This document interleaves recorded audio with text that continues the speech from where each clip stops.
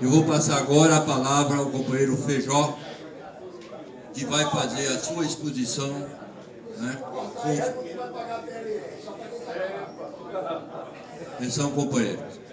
Nós vamos ver agora a posição do companheiro Feijó diante de tudo que foi colocado, mas também diante da experiência, do conhecimento que Feijó tem sobre o setor elétrico brasileiro. Então, passa aqui a palavra Feijó e também, Feijó, você tem o tempo suficiente que precisar para fazer sua exposição. E logo em seguida, que é importante também, passamos ao debate com a categoria. Ok, obrigado a você, Edivaldo. Bom dia para vocês todos. E vou começar aqui a expor, lamentando sinceramente, eu disse a ele aqui que ele não pudesse ficar, porque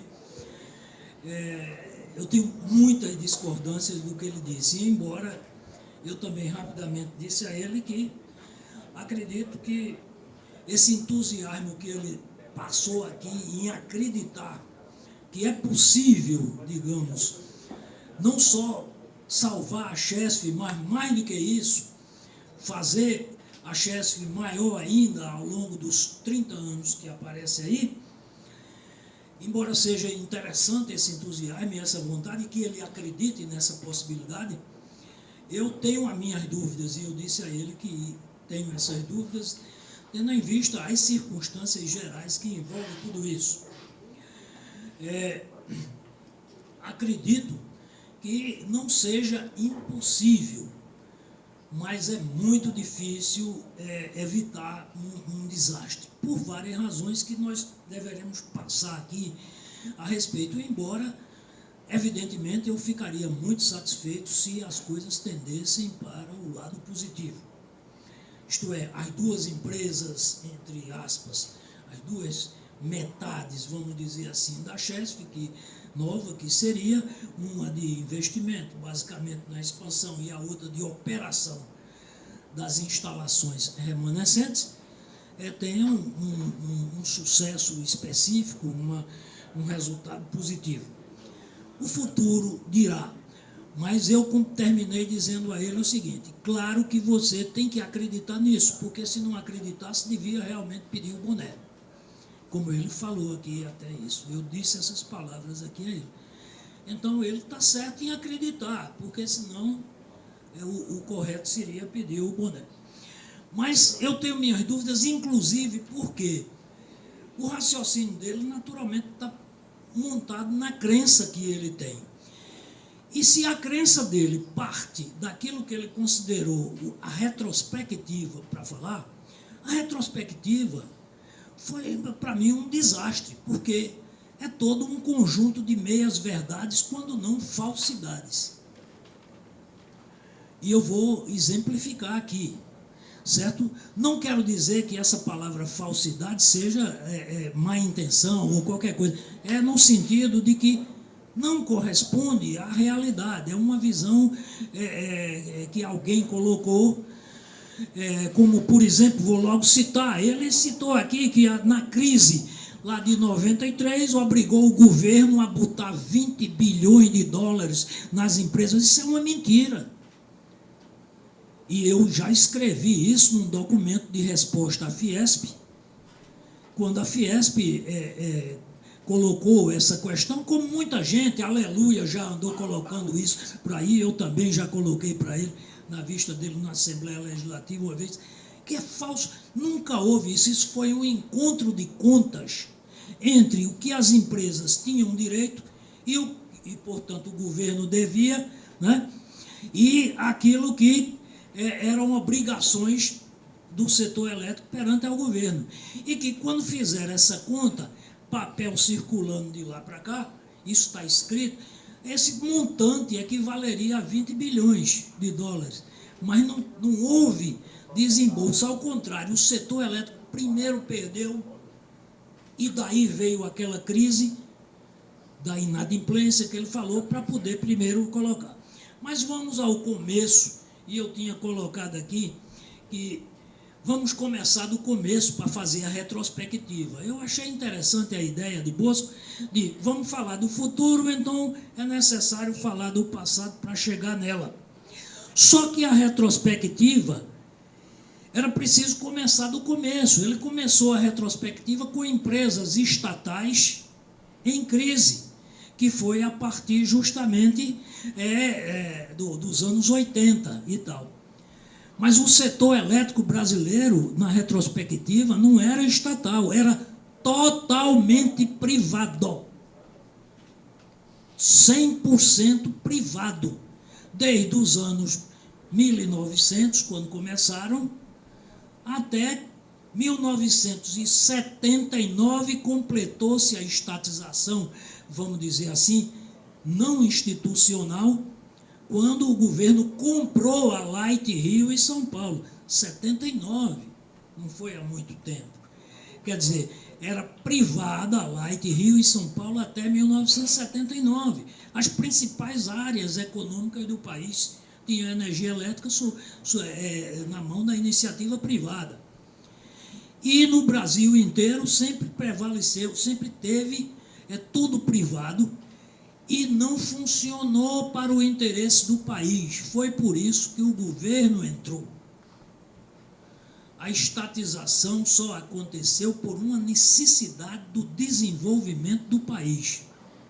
Então, por que eu estou querendo chamar a atenção a isso? Porque quando você coloca que o problema, que as estatais, o negócio era ruim e tal, e aí vem um novo sistema que mete a iniciativa privada no meio, você, mesmo sem explicitar indiretamente, você está fazendo a apologia e defendendo o modelo que foi implantado no Brasil em 1995.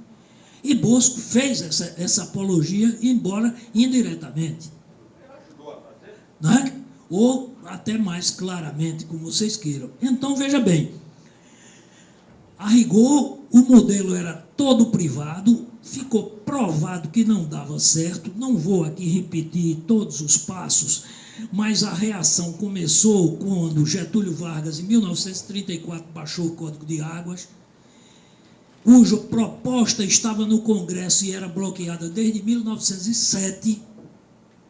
Aí ele editou como um decreto-lei em 34, mas não conseguiu aplicá-lo na essência, no total.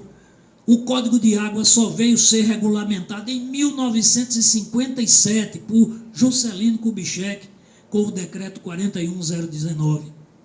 Para você ver as dificuldades que eram mantidas por quem? Pela iniciativa privada que dominava o setor elétrico, principalmente o Grupo Light no Rio e São Paulo e o Grupo Anforp, que dominava o resto das capitais e áreas importantes como a área de Campinas e o interior de São Paulo com a CPFL. As tarifas eram proporcionalmente altíssimas, os ganhos das empresas eram muito altos e os investimentos muito baixos, o país não se desenvolvia. Foi por isso que a história começou ainda nos anos 40, em primeiro lugar no Rio Grande do Sul. Criou-se através de uma comissão que depois transformou-se na C3E. Depois você teve aqui o esforço aqui da criação da Chesf em 48, certo? Foi a primeira intervenção do governo federal específica. Quase que paralelamente, em São Paulo se começaram várias empresas também estaduais, e Minas Gerais, em 1952, com a CEMIG. E aí estas empresas foram, aos poucos, promovendo a energia que o país precisava para o desenvolvimento e a preços satisfatórios. E é preciso que se diga que a opção hidroelétrica ela já era importante, já era desde as origens estrangeiras. As empresas em São Paulo, no Rio, a Light Rio trabalhou fundamentalmente com usinas hidrelétricas. Aqui na região Nordeste, por maior dificuldade de você ter pequenos aproveitamentos interessantes perto das capitais, etc., foi que desenvolveu-se mais uma energia térmica.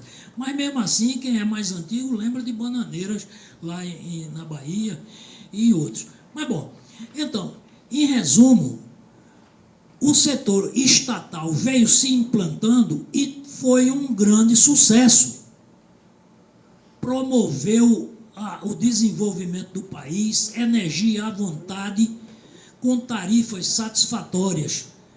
Quando, como eu disse, a partir dos anos 50, isso teve uma força, sobretudo porque o segundo governo Vargas, de 50 a 54, colocou as bases, particularmente no setor elétrico, quando criou o IUEE para gerar recursos capazes dos estados e a União investirem, quando mandou fazer o Plano Nacional de Eletrificação, mandou o projeto de lei de criação da Eletrobras para o Congresso, que ficou 7 anos tergiversando, não aprovou, mas o fato é que nesses anos, né, com a própria criação da Chesf e outras, as coisas foram andando e Juscelino encontrou essa base pela qual desenvolveu.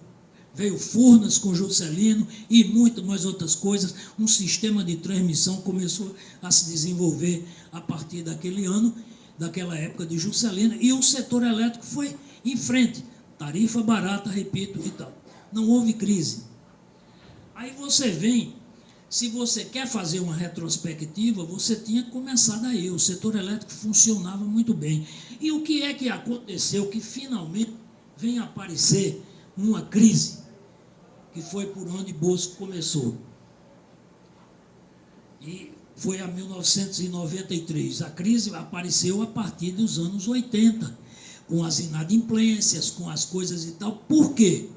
Por causa da crise geral da economia nacional, em que resultava num processo inflacionário e que o governo usou o setor elétrico duplamente. Principalmente o final do governo militar, né, com Geisel e Figueiredo. Duplamente. Que maneira? Primeiro,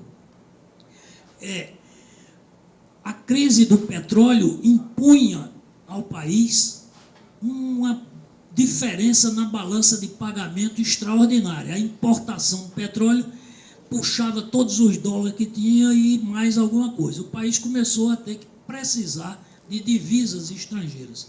E o setor elétrico brasileiro era organizado e tinha crédito internacional. Então o governo estimulou o setor elétrico a ir buscar dólar, mesmo quando não precisava, para poder ter dinheiro, divisa em dólar, para pagar petróleo. Segundo, o processo inflacionário que vinha, o governo não sabia como controlar. E nesse não sabia como controlar, procurava conter os preços artificialmente administrados, que era o caso das tarifas de energia elétrica, que foram sendo dadas cada vez mais diferentes da correção monetária que deveria ter. Todo mundo tinha correção monetária porque o setor elétrico não tinha. Resultado, a receita das distribuidoras começou a cair em relação às despesas.